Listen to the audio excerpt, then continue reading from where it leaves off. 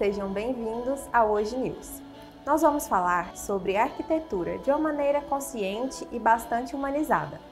Muitas pessoas hoje em dia estão buscando cada vez mais pelo bem-estar, visando, claro, a saúde mental.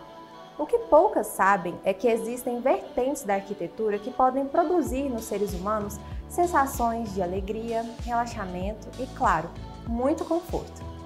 Quem vai falar conosco a respeito disso é a arquiteta e urbanista, conselheira do Conselho de Arquitetura e Urbanismo de Goiás, Ana Carolina Cruz. Ana, seja muito bem-vinda ao programa. Obrigada, Jordana. Ana, conta pra gente então o que é a neuroarquitetura e a biofilia. Então, Jordana, a neuroarquitetura é uma vertente da arquitetura que linka principalmente neurociência com psicologia. A gente tem percebido muito a questão de voltar a arquitetura e os ambientes, tanto urbano quanto privado, para o ser humano, né? Então, a gente tenta linkar a questão do sentir, sabe? Do conforto, do bem-estar, da saúde física e psicológica para os ambientes. Já a biofilia é a necessidade do ser humano entrar em contato com a natureza, que também linka tudo isso, conforto, saúde física e saúde mental. E Ana, qual a relação, então, dessas vertentes com os seres humanos, principalmente agora nesse período pandêmico que nós estamos vivendo? Isso é bacana, assim, a gente tem sentido muito essa necessidade, sabe? Com a pandemia, muitas pessoas foram para o trabalho remoto. E isso gerou dois grandes grupos, principalmente.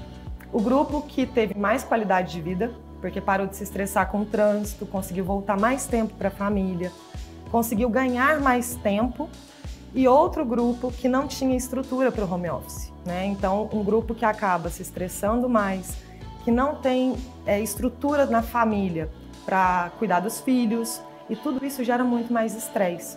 Então, a gente tem visto muito mais transtornos, depressão, a própria ansiedade dentro dessas famílias. E a neuroarquitetura, principalmente, vem para tentar simplificar, solucionar ou até mesmo amenizar um pouco dessas sensações. Porque os ambientes, eles influenciam muito na nossa vida, assim, diretamente, né? Se ele é muito claustrofóbico, se ele é muito frio, se ele é muito quente, tudo isso influencia muito. E agora, no home office, as pessoas não estão sabendo muito bem ainda distinguir o que é o espaço de trabalho, o que é o espaço de casa, o que é o espaço de descanso. E então, a gente tenta, de alguma forma, otimizar os espaços, mas ao mesmo tempo distinguir eles para o melhor conforto das pessoas, né? Ótimo. E Ana, mais uma pergunta. Quais técnicas você utiliza quando vai produzir esses projetos? Um psicólogo pode te ajudar e te auxiliar e falar para você quais características o cliente está precisando em casa ou no trabalho? Isso é incrível, porque a minha sócia mesmo, antes dela ser arquiteta, ela formou em psicologia. Então, toda discussão nossa começa a partir de alguma discussão filosófica a respeito do ser humano. Não tem como. E eu brinco até mesmo com os próprios clientes. As primeiras reuniões, elas precisam ser sessões de terapia. Eu preciso saber da intimidade do cliente, de forma que até o terapeuta às vezes não sabe. Se os casais ocupam os mesmos quartos, se eles dividem os mesmos banheiros, se a criança tem algum tipo de síndrome, às vezes clara ou não. Tudo isso interfere muito. Mas cada projeto tem que ser sabe? A gente não pode usar aqueles padrões de copia e cola. As pessoas têm usado muito a internet como uma forma de ferramenta para copiar projetos. E isso não funciona, porque cada ser humano ele é um. Então, cada ser humano precisa de um ambiente destinado para o uso que ele vai dar, né? Para as percepções que ele quer, para as sensações que ele quer. Alguns espaços de período curto funcionam, sabe? Aquele período que você vai ficar pouco tempo, às vezes uma sala de jantar, que você fica só na hora da alimentação, uma sala de estar que você quase não usa, tudo bem. Mas os espaços de longa duração, eles interferem muito no nosso sentido. Então, isso pode, de alguma forma, sem a gente perceber, estar gerando uma depressão, uma ansiedade, que às vezes a gente não percebe e está angustiado exatamente pelo meio que a gente ocupa. É muito louco isso, né? Mas é a verdade. Ultimamente tem se falado bastante sobre a importância dos ambientes de trabalho também possuírem locais adequados para os trabalhadores. Ana, nesse sentido, muitos empresários têm buscado você para fazer esse tipo de projeto nas empresas? Então, Jordana, a gente tem muita dificuldade em relação a isso para a nossa cultura, sabe? Está sendo um processo de desconstrução mesmo dos cenários, assim. A gente ainda vem de uma cultura de 40 horas semanais, né, do horário comercial das 8 às 18, e tudo isso interfere muito até na forma de projetar, no meio que as pessoas olham tanto o trabalho num todo, quanto o meio ambiente que as pessoas ocupam, né, na hora de trabalhar.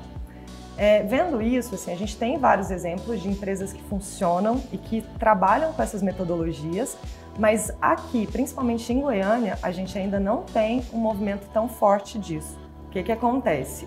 A gente ainda tem que virar essa chavinha, tanto das empresas quanto dos funcionários. Eu sinto muito que algumas empresas tendem a abrir o espaço para os funcionários, mas os funcionários ainda não abriram a cabeça também para que hora ocupar esses espaços de conforto, de descanso, de respiro. A gente tem exemplos como a Apple, a Google, a Pixar, que tem espaços de jogos, espaços de descanso mesmo, que funcionam. Porque é aquele momento que a pessoa desanuvia, dá uma acalmada na cabeça e volta recarregada. Né? Isso funciona para a criatividade, para o processo de trabalho em si. E nessas empresas maiores, a carga horária ela é diferente. Você tem um deadline para entregar o seu trabalho. Não necessariamente você tem que estar engessado em frente ao computador das 8 às 18. Né? Então a gente entende que tanto essa carga de horário quanto os espaços que a gente ocupa estão diretamente ligados à produtividade.